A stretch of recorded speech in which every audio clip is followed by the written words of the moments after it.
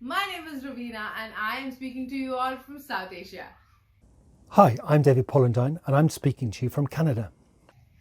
And we are back to give you some updates about IJM's global work of rescuing the poor from violence across the globe, even during these difficult times.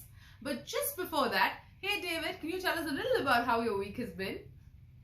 It's been a good week, Raveena, thank you. Been enjoying the Euros, of course, as a soccer fan, and the Canadian Premier League is happening here in Winnipeg. The bubble is in Winnipeg, all the games at the IG Stadium, and actually many of the players in the league are probably representing many of the countries that we work in across the world, so I'm looking forward to that. And how about you, Raveena? How's your week been? I've been good, thank you, David. Back to our IJM updates. IJM is protecting the poor from violence through three ways. One is through our immediate response, that is to see that we are there for any kind of help for the COVID-19 victims. Secondly, the near-term response, that is we are continuing to do our rescues and our investigations. And thirdly, our long-term response, that is to partner with the governments to see that we can end slavery together. So for an immediate response, helping people affected by COVID-19 now, we're going to South Asia. As COVID-19 began surging in April and May 2021, IJM's local partner Cross Global raised nearly 200,000 rupees, that's about $2,500, to provide relief packages for survivor families who were sick or locked down at home and unable to work. In May, they worked with the Released Bonded Labourers Association, or the RBLA, to identify 100 needy families and distribute kits across 4 districts in Tamil Nadu. Each ration kit cost 1,800 rupees, about $20, and included rice, all-purpose flour, wheat flour, tamarind, masala spices, turmeric, coffee, lentils, sugar, salt, oil, tea, toothbrushes, toothpaste, soap, laundry detergent and herbal supplements for health. Wow! These essential supplies are enough to keep a family going as they wait for the pandemic to abate and lockdowns to end. Thank you for that update, David. It is so encouraging to see all of you work so hard to end slavery. I've been hearing these updates from 1 year, 3 months. That is exactly since when this whole lockdown came into place. But I'm so encouraged and I'm so grateful for teams like yours that work day in and day out just to see that the vision is matched. And for our near-term response, I will be taking you to Bengaluru, South Asia.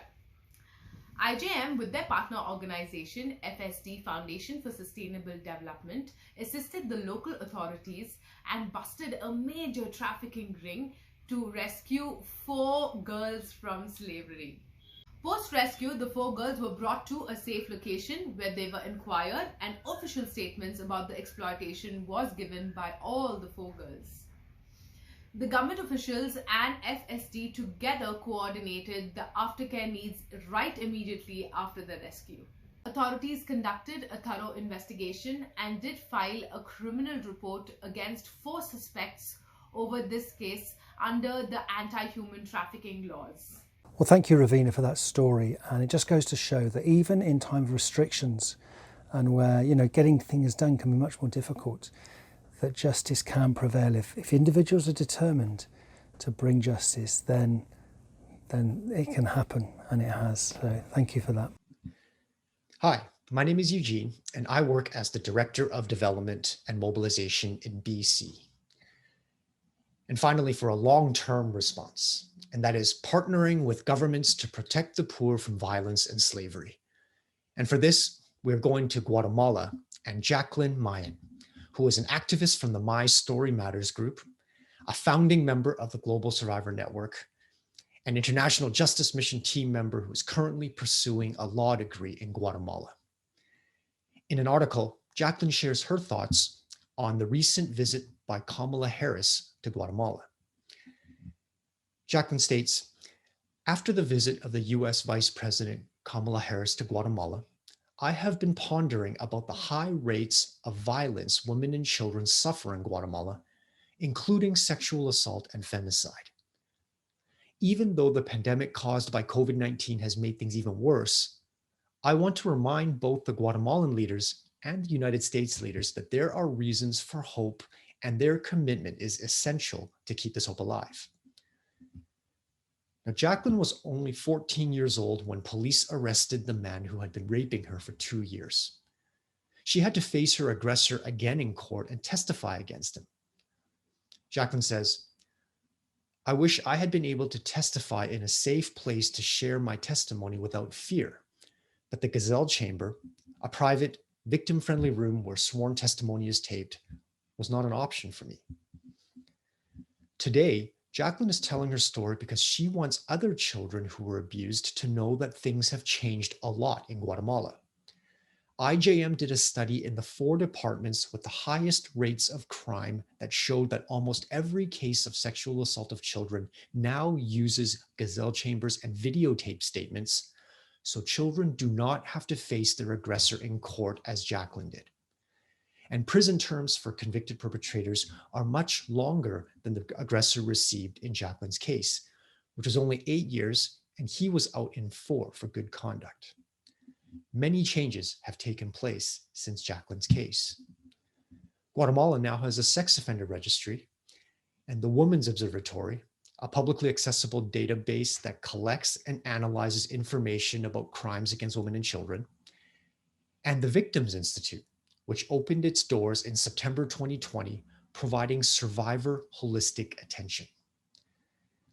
Jacqueline finishes with a plea to all. It is in your hands to provide protection and dignity attention to vulnerable people. To the US Vice President Kamala Harris, I say, your work to support the Northern Triangle will be important to increase access to justice for women. And finally, to all Guatemalans, I say, I have learned that by working together, we have the strength, the resilience, and the power to lead a movement that can make Guatemala a safe place. Let's work together. Wow, thank you, Eugene, for that story. That is just incredible that Jacqueline has all that she's been through, and now that she's come through that and she's studying for law and working with IJM. Well, what an asset she will be for many people who are suffering from sexual violence in the future, because she's been there and she's got that motivation to now help others. So a great story. And it's lovely to hear from you, Eugene, my colleague in BC, and we'll be hearing from Eugene again. But do you know what? Let's do a little interview. We'll do a little Q&A with you maybe the next time we meet. That would be great. Thank you all for joining us today. We were delighted to share our stories with you. If you liked any of our stories, do like, do share, do comment, and do subscribe to our channel to receive more updates on the same. Until next time, take care and stay safe. Bye. Well, I'm going to be enjoying the Canadian Premier League from here in Winnipeg. But anyway, all that's left to say is have a great weekend, and we'll see you in a few weeks. Take care. God bless. Bye-bye.